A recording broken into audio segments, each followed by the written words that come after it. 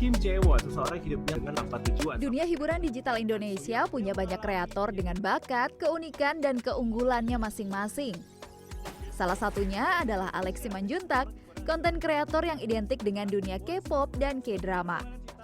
Berangkat dari konten mereview berbagai drama Korea, Alex juga dikenal luas sebagai fanboy yang berhasil bikin iri banyak orang karena sering bertemu langsung dengan artis-artis negeri ginseng.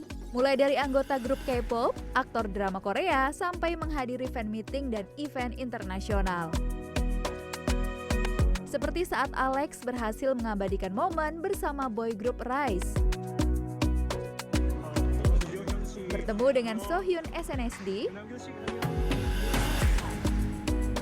hingga berpose bersama Jackson Wang. Alex juga bertemu para aktor papan atas Korea Selatan seperti Lee Min Ho, An Hyo Sok, dan pemeran serial Squid Game, Lee Ha Jun. Dan yang terbaru adalah Kim Son Ho dan Go Yoon Jong. Wah, penasaran gak sih gimana ceritanya bisa bertemu banyak artis-artis Korea? Dan seperti apa ya cerita di balik konten review berbagai drama Korea yang ia lakukan?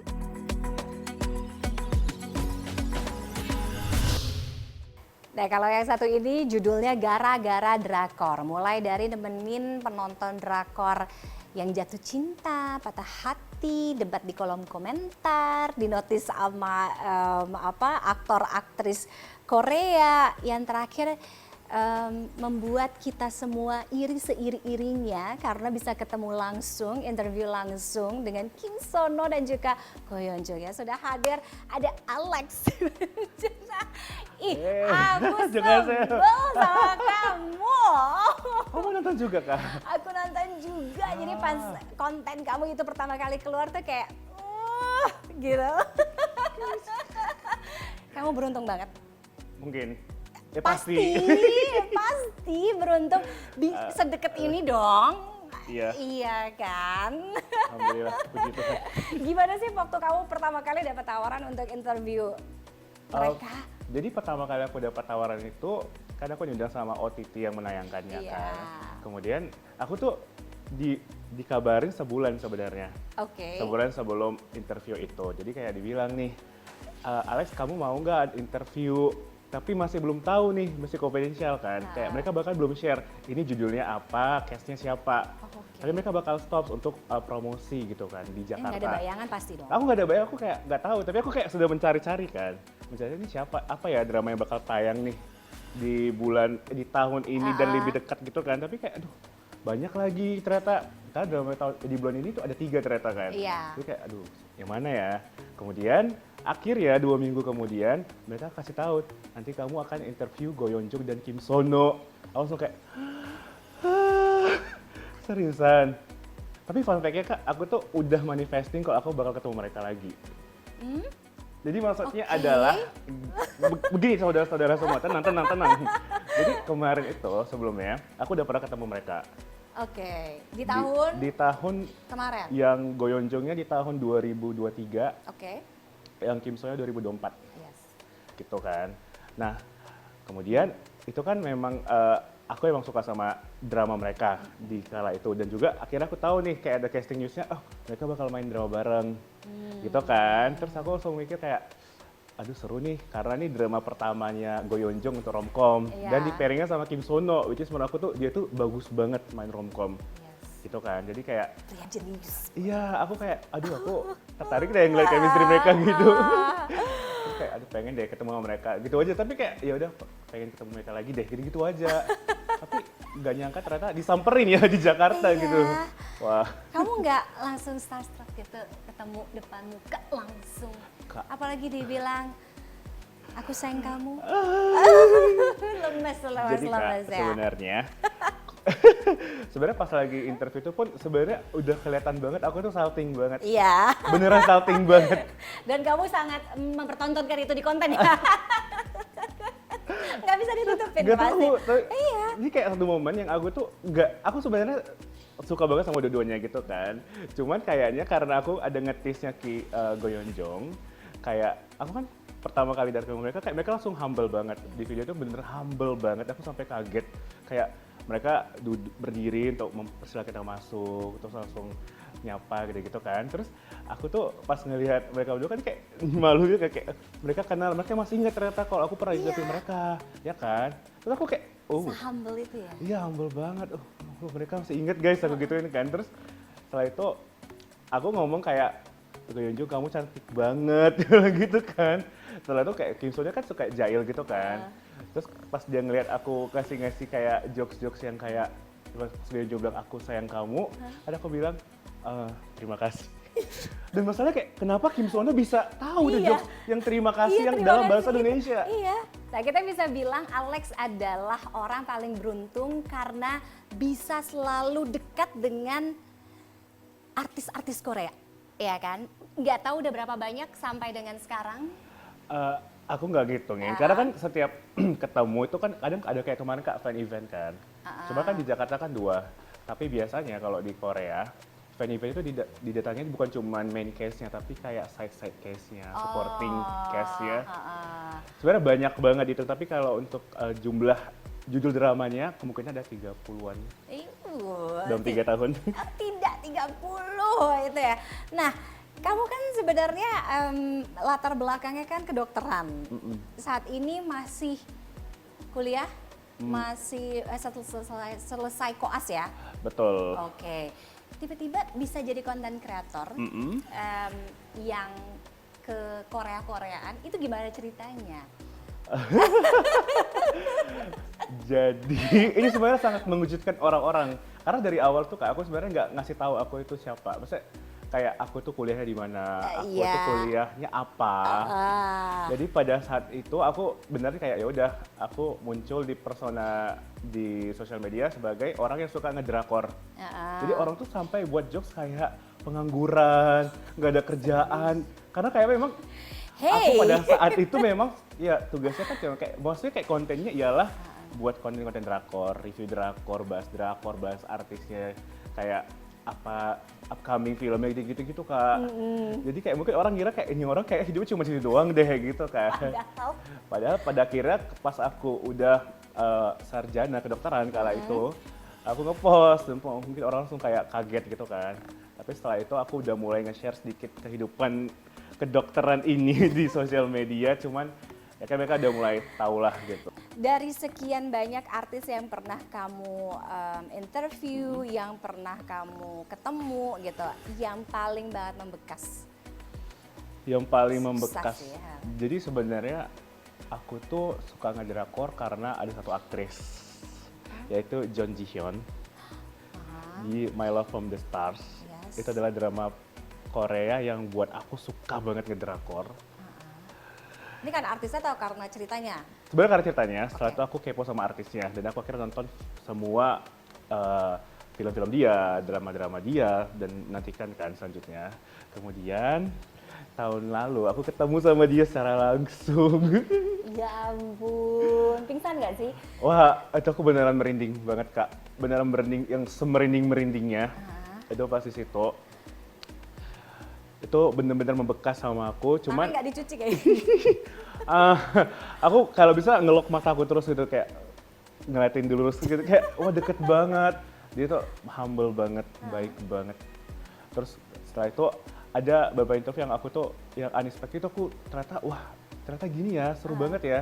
Itu tuh adalah Han Soi sama Suzy. Bae Suzy. Oh iya. Ya, Han Soi. Pas ke Jakarta.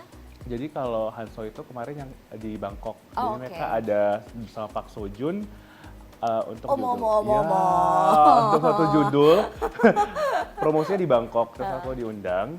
Kemudian itu pas aku ngasih batik kala itu sama Han So Hee. Tapi sebenarnya aku udah tahu Han So itu suka warna ungu, pink, aku suka. Udah kepo ya? Iya, dia suka banget, aku tahu kan. Terus pas aku kasih dia langsung kayak, wah, I love it. Dia bilang kayak, oh, I know you love the purple, right? Gitu kayak itu kayak, terima kasih, kayak itu tuh gila, itu respons yang aku tuh nggak bayangkan ternyata dia seresponsif itu dan seapresiat itu.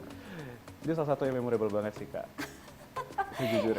Aku yakin sih sebenarnya kolom komentar kamu tuh banyak diserbu orang-orang yang iri, pasti banyak pertanyaan, iya nggak sih yang kayak gitu-gitu. Nah, Kalau aku tuh kadang suka amazed juga nih. Misalkan ada beberapa aku wawancara artis Korea gitu ya.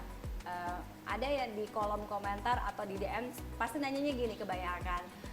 Wanginya kayak gimana, Kak? Iya kan? Kalau kamu apa yang paling sering ditanyain sama netizen? Satu, aslinya gimana Bang? Top 1. Yang keduanya, wanginya gimana? Kan? Tapi sebenarnya kayak pas interview pun kan nggak semua yang bisa benar-benar dekat. Iya. Ya kan? Paling dekatnya juga pas foto bareng. Cuman kan balik lagi kadang kalau misalnya kita lagi foto bareng dan dekat pun kita kan nggak fokus ke wangi orang kan. Karena kita lebih fokus kayak interviewnya gimana. Iya. Ya Dan kan? kita udah starstruck sendiri. Iya, starstruck sendiri. Kita bayangin kayak oh gitu ya ternyata. Maksudnya kayak aku pun pas jadi interviewer kan aku base-nya adalah seorang content creator. Yes. Jadi aku memposisikan diri aku itu adalah content creator yang tugasnya untuk nge-interview gitu kan. Makanya kayak persona-persona yang aku bawa itu kadang ya persona kayak fanboy. Jadi kayak persona yang memang ini orang memang suka ngedrakor dan dapat kesempatan untuk interview case-nya secara langsung. Oke. Kalau K-pop star idol kamu? Iya. Biasanya siapa? Kak, sebenarnya aku tuh sebelum ngedrakor banget, aku malah nge-K-pop banget. Oh, ini tuh semua diawali dari K-pop. Betul. Jadi aku. bukan drakor. Iya, aku malah lebih dulunya kayak ngedrakor iya, Siapa tapi tuh kalau boleh tahu? aku tuh dulu suka banget sama Sonya Side SNSD. Wow, dia seangkatan SNSD? Iya, aku suka Oke. SNSD banget dulu. Aku dengerin mereka, ngikutin. Bahkan sampai sekarang aku masih ngikutin, dengerin kan. Jadi SNSD itu adalah girl group pertama yang aku suka banget. Setelah itu ya sekarang kan banyak generasi baru bahkan. Kayak aku lagi dengerinnya sekarang itu adalah yang dengerin banget itu adalah Rise. Right. Iya, dengerin banget. Aku lagi dengerin album mereka. Terus juga ada EXO dan Blackpink. Kalau Blackpink aku beneran kayak se-fanboy itu aku sampai kadang ngikutin konser mereka ke beberapa negara. Kayak nggak tahu kenapa aku suka banget sama Blackpink. Kenapa? Ada nggak yang pengen banget yang belum kesampaian sekarang? K-pop star, idol atau artis? Kalau aktor aku tuh penasaran banget sebenarnya untuk nge-interview Kim Go Eun dan Kim Tae-ri. Karena menurut aku mereka berdua tuh aktris yang totalitas banget, actingnya bagus banget.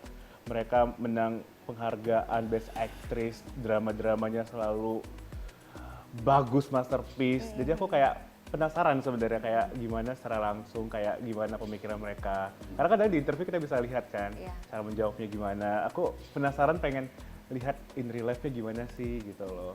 Gue tuh aku sering nonton footage show kan mereka sangat baik, sangat humble, dan aku pengen aja sih kayak berinteraksi secara langsung gitu. Oke, ini gimana rasanya seorang fans yang akhirnya bisa nanti ketemu lagi sama idolanya ya. Tapi gini, dari perjalanan kamu sebagai content creator, kamu penyuka K-pop, kemudian drakor, K-drama gitu.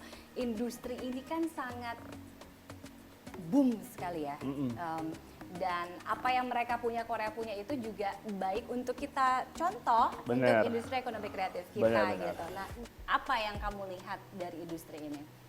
Oke, dari industri Korea itu menurut aku adalah mereka itu pinter untuk mengenalkan budaya mereka. Banyak ya, misalnya kayak sekarang itu dulu kalau aku pribadi dulu aku tuh kurang suka sama drama-drama yang kerajaan. Drama sagu kita aku kurang suka dulunya. Cuman makin kesini tuh makin mereka tuh bisa punya ide-ide buat kayak time travel.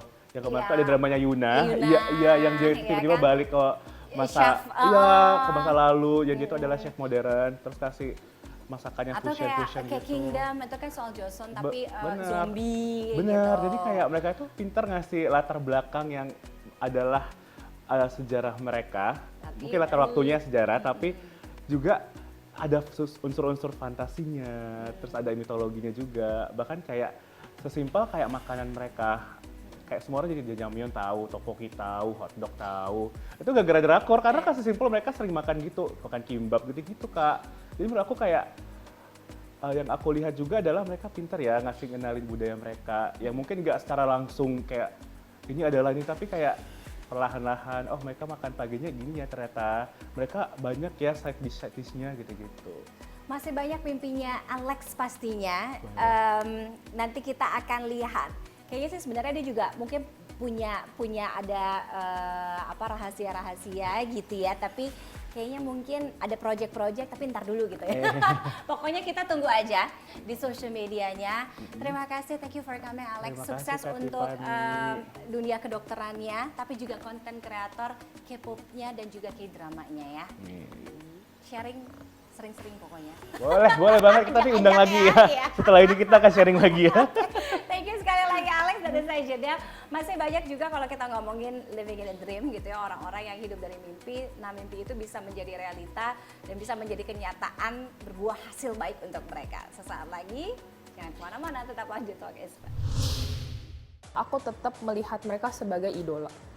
Kayak misalnya aku puji Tuhan kayak berapa kali bisa ngobrol dengan misalnya aku fansign terus puji Tuhan menang gitu kan. Aku ngobrol, terus dianya juga udah lama banget loh kita ngobrol. Sobi. Gitu Akrab kan, gitu. Sobi gitu kan. Tapi harus kayak inget dia tuh idola gitu. Kita tuh fans gitu yang kayak aku kadang ngelihat ada orang-orang yang kayak nanya-nanya soal privacy atau nanya-nanya yang berlebihan gitu. Aku try to not do that gitu.